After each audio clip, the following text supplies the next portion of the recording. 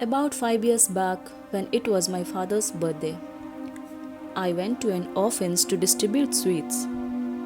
That's when I saw Avnish for the first time. He was 5 months old, laying on a bed in a corner. No one was paying any attention to him.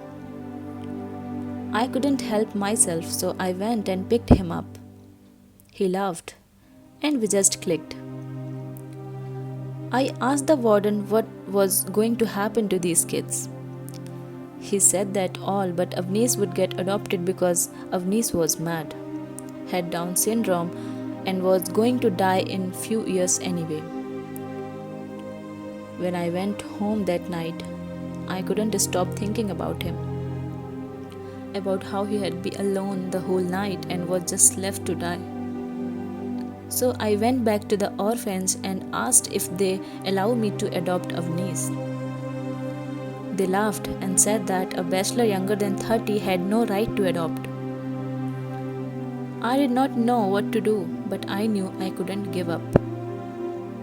I started visiting the orphanage often and spending time with Avnish. I even started asking about his medical condition documentation to make sure he was being treated right. But every time I asked, the warden was dozy. They even shifted Avnish to an orphanage in another city because they were tired of me snooping. I didn't relent. I wanted to be there for Avnish. I drove down every weekend to meet him and even researched an adoption laws in India. Every day I had write letters to minister and public figures to help me out. I even got in touch with the Child Welfare Council. But they said that they didn't have any record on Avnish.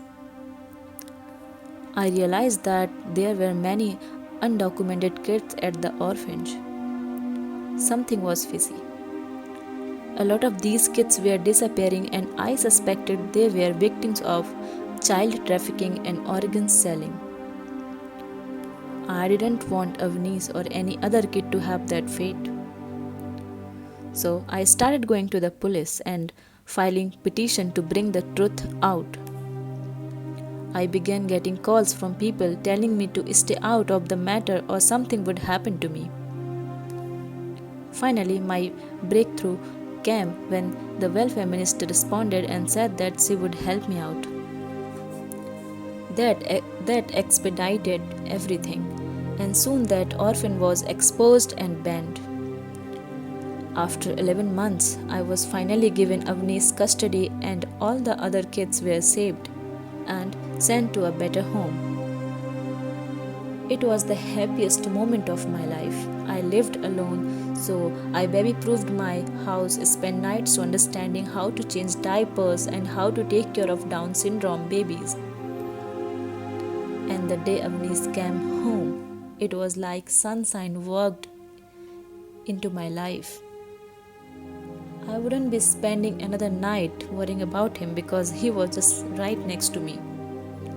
Today it's been a few years and now Avnish even goes to play school. He calls me both Mama and Dad because mostly he see moms coming to pick their kids up at school.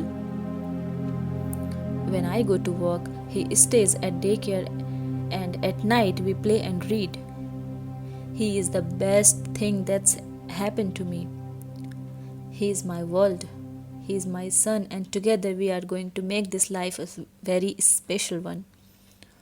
The name of this man who saved Avnish's life is Aditya Tiwari. Now he is spreading the awareness of child adoption process and also organized child adoption awareness workshops. And definitely he did great work and is still doing. This is a very real story. Thank you for watching and thank you for your time. Have a good day. Good day.